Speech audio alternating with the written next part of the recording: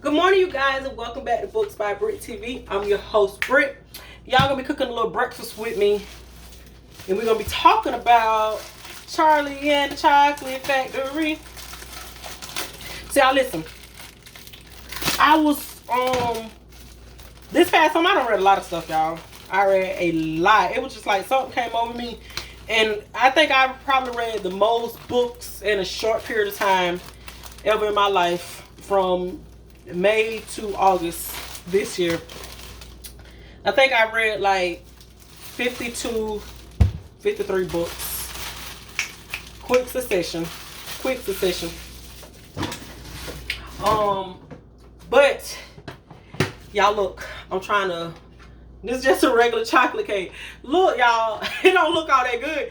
My boyfriend's birthday is coming up. So I was trying to bake him a cake. Well, practice baking him a fancy little cake. You know, double layered, whatever. But I don't know, y'all. I think I'm just going to order him a cake from Nothing But Cake and call it a day. Hold on.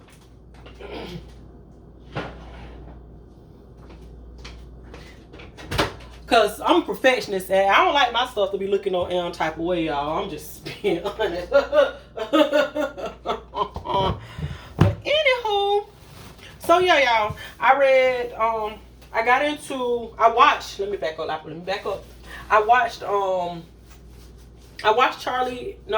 Wonka and the Chocolate Factory, the old school version first. And then I said, let me go watch the new version, because I haven't watched that one since it came out.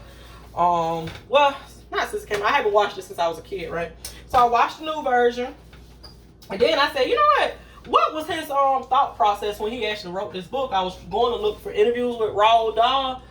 I was going to look for interviews with Roald Dahl to find out, you know, how did he come up with this story? Because both book and movie, they never really specifically said if Charlie, if the factory was based in America or if it was based in England. Whatever, right? Hold on, y'all. Let me wash these hands. So, I decided to go ahead and look it up. And I came across a couple of articles about him. For one, y'all, in the original draft, Charlie Bucket was black. Shut my mouth wide open. Oh, that's deodorant. Got me looking. That's deodorant. I'm one of the people, y'all, I put on my deodorant before I put on my shirt. But I know a lot of people say that, you know, you should put it on afterwards. But I kind of feel like if I don't put it, I ain't going nowhere today. But I kind of feel like if I don't put it on before, I'll forget. So I always just put it on before. But yeah, y'all, come to find out, Charlie Bucket was originally written as black, but the publishers felt like the movie wouldn't do as good if Charlie was black. They felt like, not the movie, excuse me, they felt like the book wouldn't sell as good if Charlie was a black character, which, you know, I kind of see that happening back for the times it was made in, because like the book Roll of Thunder, Hear My Cry, that and also the little book Mufasa's Daughter, you know, that's like a staple in black households or schools where, you know, the kids are predominantly black. But I don't really know too many white people who've actually read those two books as a child.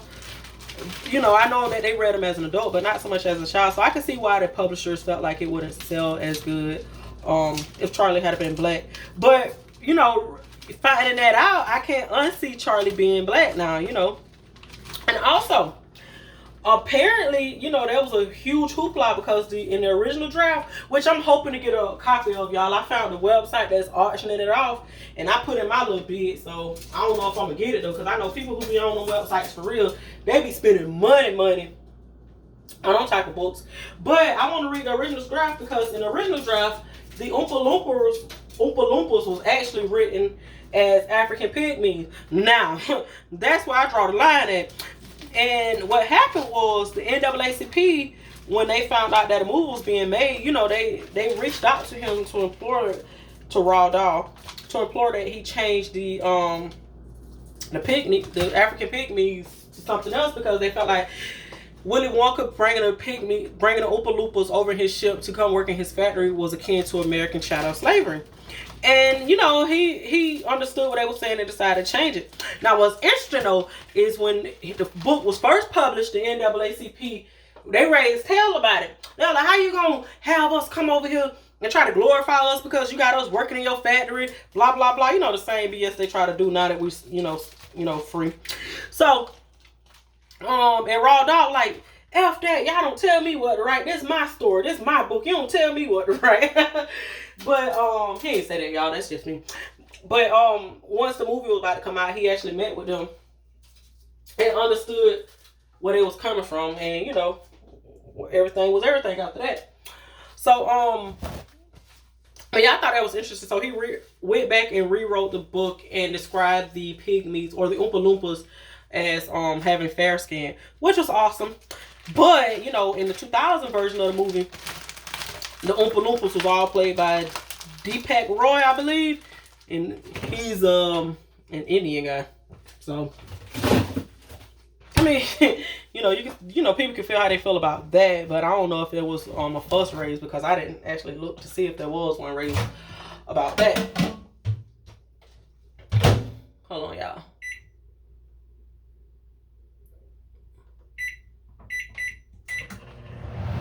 Hold on, because that's going to be loud.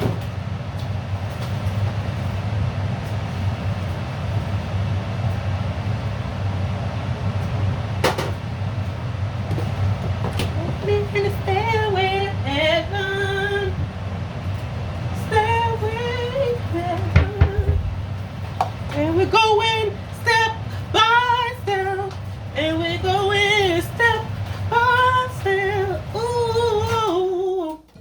Let's see how my turkey bacon looking, y'all. It smells so good, y'all. So anywho, y'all. Yeah, so he went ahead and changed, and I thought that was very dope that he changed it because, you know, he was adamant that he wasn't going to change it. So, after learning that, you know, I said, let me go ahead and read the book.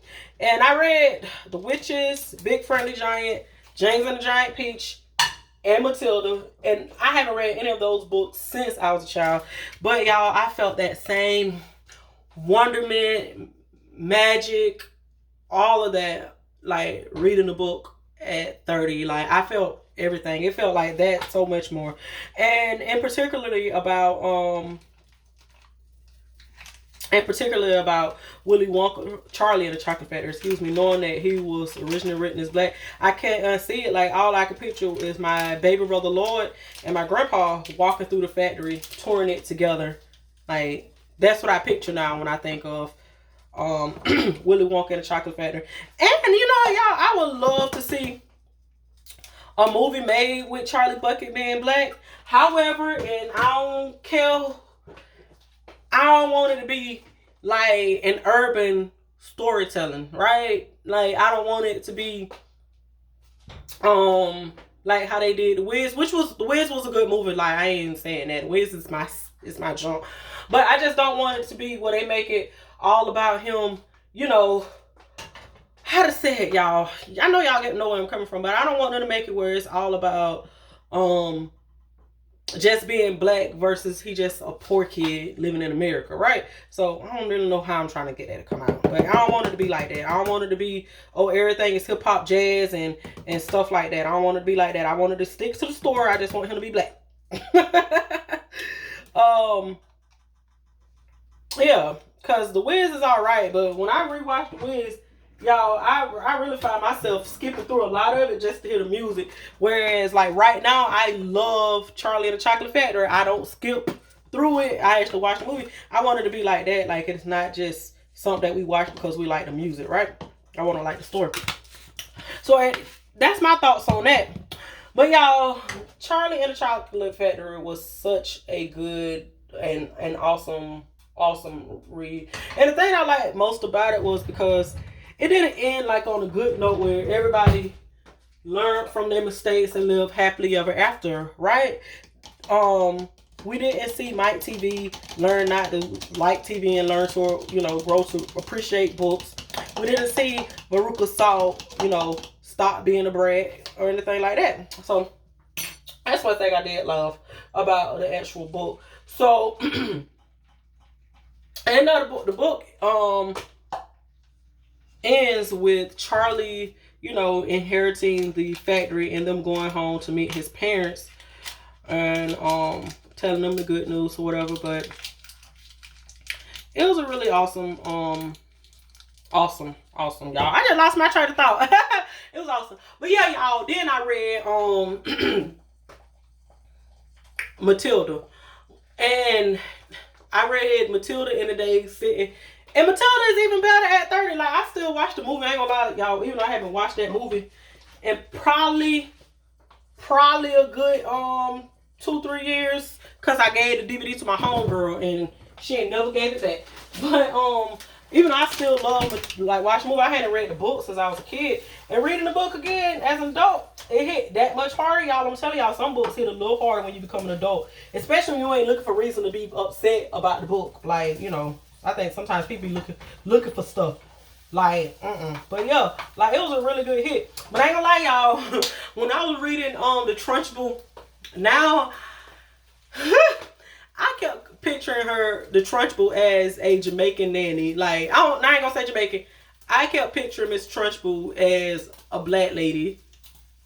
Like, I don't know why I just kept picturing her as black. Like, as black. Not in a bad way, but I just kept picturing, like the school bus drivers who was always mean and the school lunch lady, like, who was mean. And when I was growing up, they were always black. So that's who I kept picturing as the Trunchbull now that I'm an adult.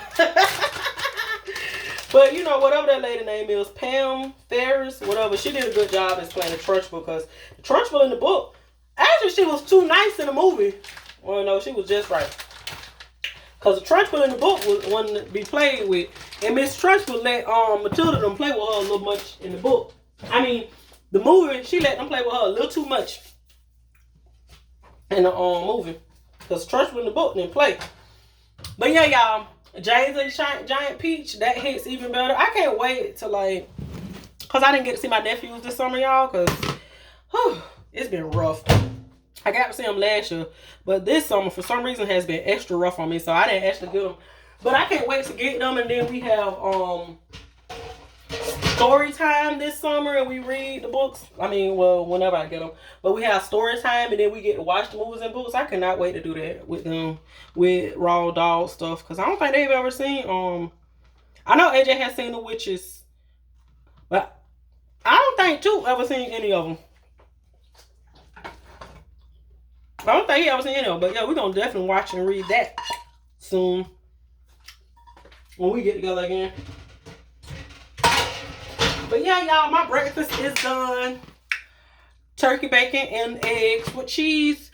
And I'll see you guys in the next video. Don't forget to like and subscribe. And comment down below. Excuse me.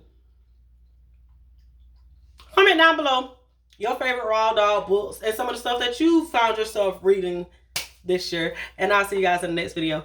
Bye. Oh, don't forget to follow me on Instagram at Books by Brit. BOOKSXBRITT. Bye, y'all.